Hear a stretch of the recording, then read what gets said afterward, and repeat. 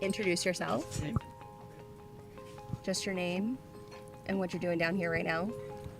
My name is Borracha Porto, and just came to work on some math. Thank you for letting me introduce or interrupt your math. I appreciate it. So what you're going to do is you're going to pull one card from here, and then you're going to read the question on that card. Right.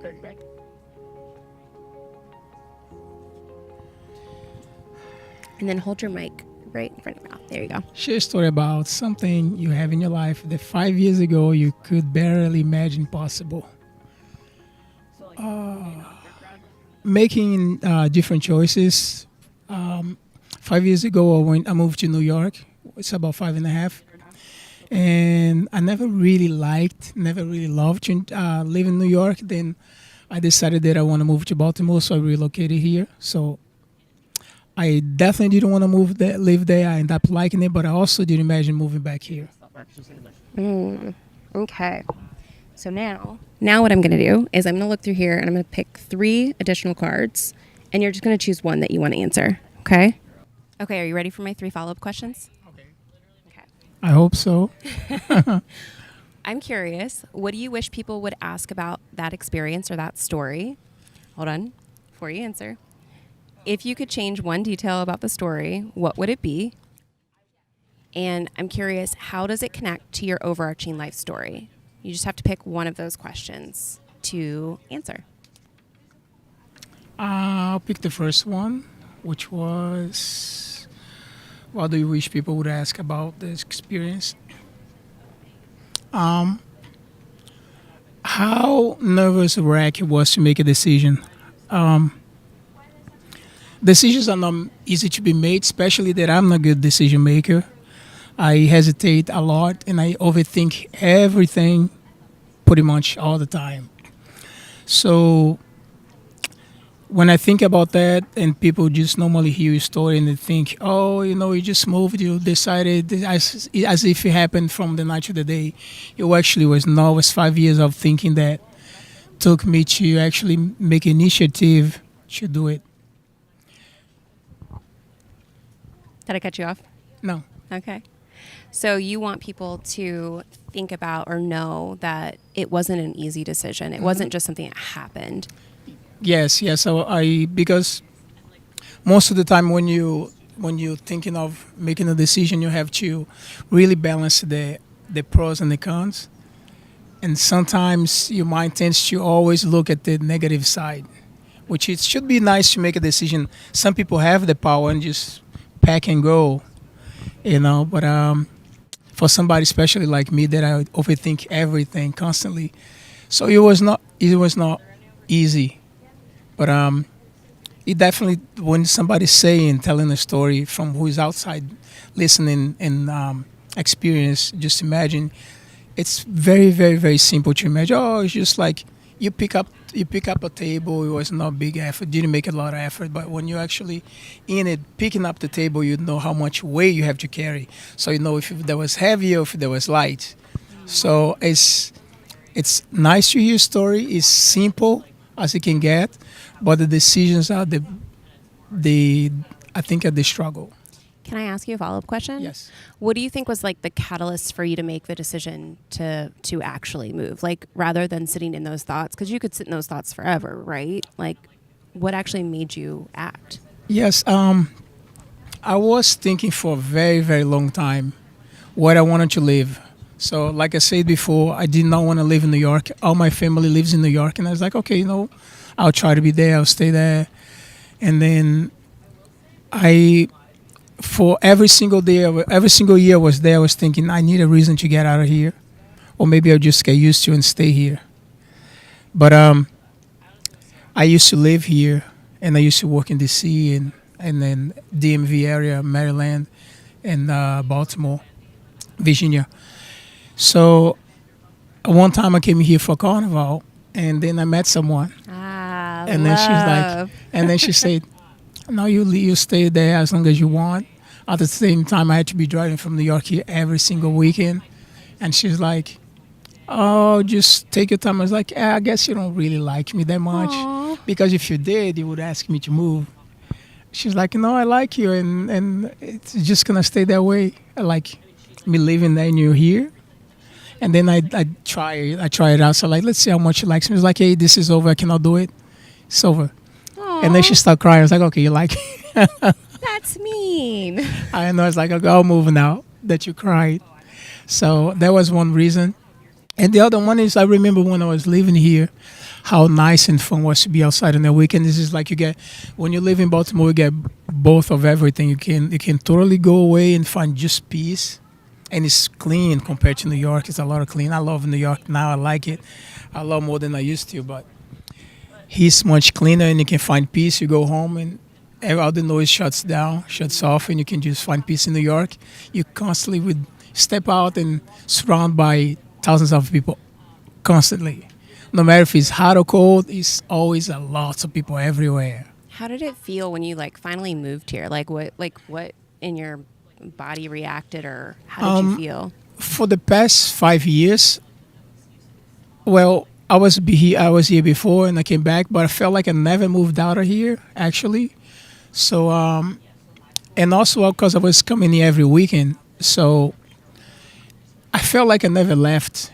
I felt like I was always here. Yeah, I did have to go back and feel all the craziness and experience all the rush, daily base of struggle in life when you live in New York. It's like you got three jobs, you gotta do this and you gotta do that. Like early in the morning, 5 in the morning, you're up on the train, it's already overpacked and there's a lot of people everywhere and everybody's not walking but running through you. No matter how old they are, they just speeding through you like fast.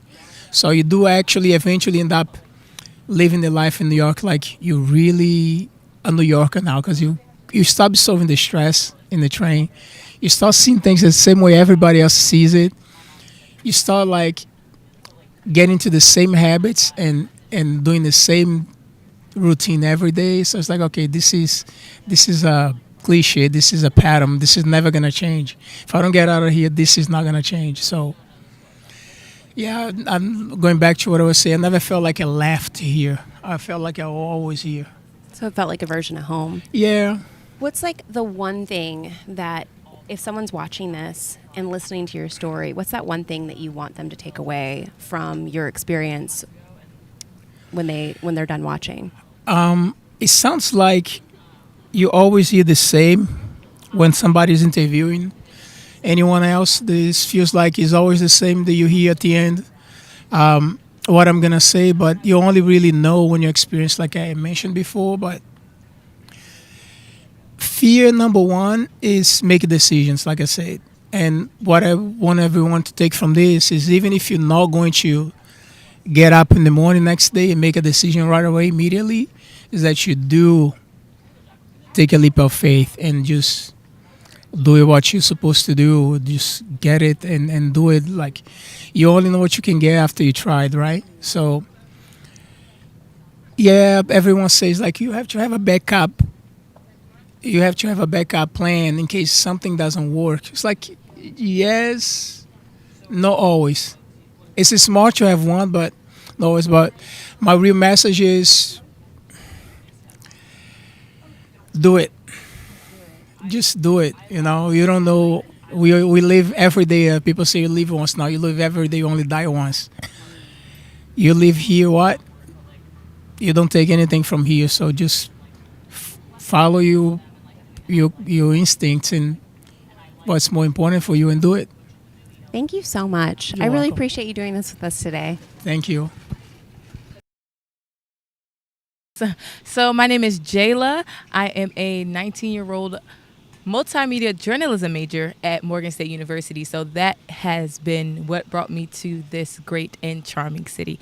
Today I'm in Fells Point, just kind of talking to the people, getting to know some of the locals and getting a feel for the local scene. I am currently working on a project called Be the Good podcast, and we're focusing on artists who are using their work, their platform, and their businesses to give back to the community in an attempt to shift the narrative about what Baltimore really is.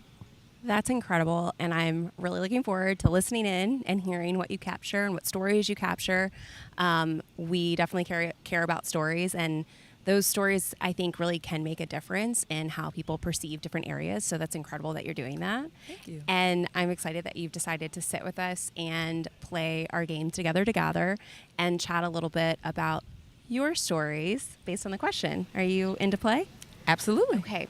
So here's what's going to happen. I'm going to lay out these cards, and you are going to pick one that just feels like it is calling your name.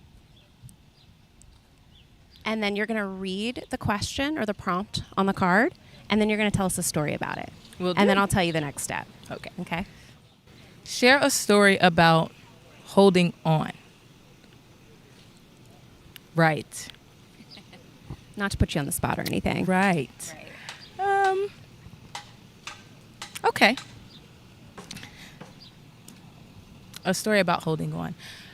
Well, okay. So in my time here, I have recently come to Christ, have given my life over to being, a servant of God. And one thing that the scripture talks about is you become a new creature, that your identity is complete in the Lord. And one thing that was kind of hard for me was as the Lord began to shift certain things in my life and ask me for different things and tell me, okay, this is what I need you to step away from. This is what I need you to walk into.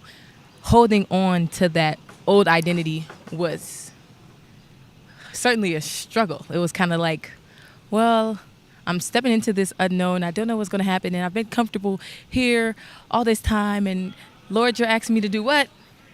But in growing and continue to building that relationship with God and understanding that what he has planned for you is going to be so much greater than what we could ever imagine for ourselves, it became a little easier to be able to release some of those things and release some of the ideas and plans that I had to go after his. So, yeah. Okay. That is beautiful. Can I ask you a follow-up question? Yes, ma'am. So what I'm going to do is I'm going to pick 3 cards from here, and you're just going to pick one of those 3 to actually answer. These are just additional questions that go a little bit deeper from your original question. Okay, so let's see. Okay, I have my 3 questions. All right, I'm going to read them to you first, and then you tell me which one you want to answer. I'm curious, what happened right before that moment? I'm curious, what gave you the courage? And I'm curious, what surprised you? These are great. All 3 of these are great. I got to pick one. Okay. I'm going to cheat just a little bit because these kind of work together. Okay. I'll let it happen. I'll let it happen. What happened right before this moment? So, as I said, I'm a student at Morgan State, and I was actually planning to go to school in North Carolina. And I was like, it was so much going on. I was just like, I don't know what I'm going to do. I'm about to end high school, and I got to go to school.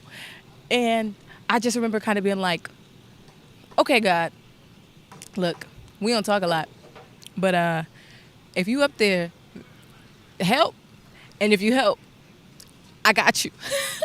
And he did, and it all worked out. And I ended up at Morgan. It was the best decision that I made.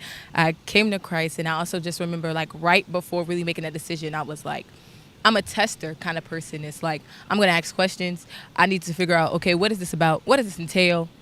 And how is this going to, help me? And I remember just being like, okay, I did everything right. I got the grades. I got to college. It made sense, but now nothing still makes sense. So, like, that's when I was like, okay, I've tried everything else. Why not give God a chance? And I'm so, so glad I did. And I think that's kind of just what gave me the courage, was that kind of, why not spirit? It was like, okay, you've done it. You experiment with everything else. You try everything else. Try this and see what comes of it, because you've done it your way. You've done everything else, and you still lost and confused. So that is kind of what happened right before that moment. All right. What do you want someone who's listening to your story? What's the number one thing that you want them to walk away and remember about your story? One thing I want to leave anyone with from my story is all the glory of it belongs to God. If you are questioning, if you are trying to figure out, or maybe you had an experience but you haven't committed, the Lord is here. The Lord wants to lead us. The Lord wants to guide us. He wants to help us be whole. And we cannot do that without him. So when we get to that point of, okay, what's next? Turn to him. He already has a plan, and he already has a plan for you to walk out on. So that's what I would want somebody to walk away with, that there is hope, that there is, if you have faith, that things will get better, things will make sense. Yeah. Thank you so much. I really appreciate you doing this with us today and choosing to sit down and chat with us and pull questions and answer our questions that we have about your story. We really appreciate it. Thank you so much for being out and open. This was great.